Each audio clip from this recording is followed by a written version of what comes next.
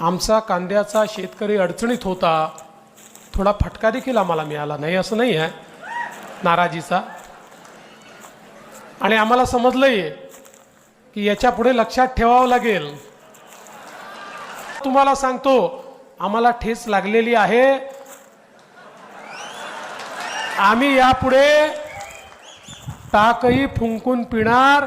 त्यामुळे जोपर्यंत मोदी सरकार आहे अशी अचानक निर्यात बंदी वगैरे यापुढे लागणार नाही.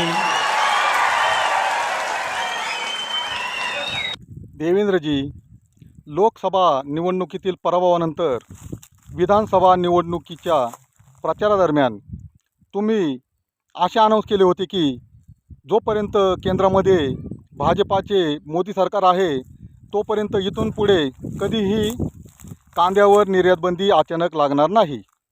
परंतु साहेब, कांद्यावर निर्यातबंदी तुम्ही याआधीच इतक्या वेळा लावली की जगभरातील कोणताही देश आपला कांदा घ्यायला तयार नाही.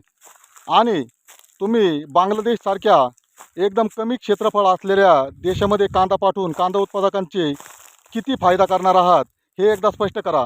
आणि तुम्ही अनाऊन्स केल्यानंतरही 2025मध्ये कांदा उत्पादक शेतकऱ्यांचे अतोनात नुकसान झाले, याबद्दल तुमचं काय म्हणणं आहे?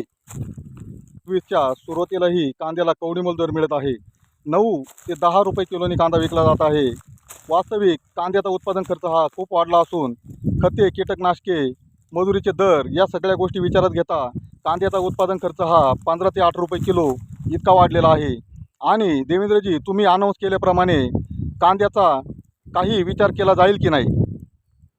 तुम्ही कांद्याची निर्यातबंदी कधीही होणार नाही हे जाहीर केले, अनाऊन्स केले, परंतु कांद्याला योग्य असा भाव मिळेल हे कधीच अनाऊन्स केले नाही. अनाऊन्स करायला काय लागतं? आपल्या बापाचं काय जातं अनाऊन्स करायला?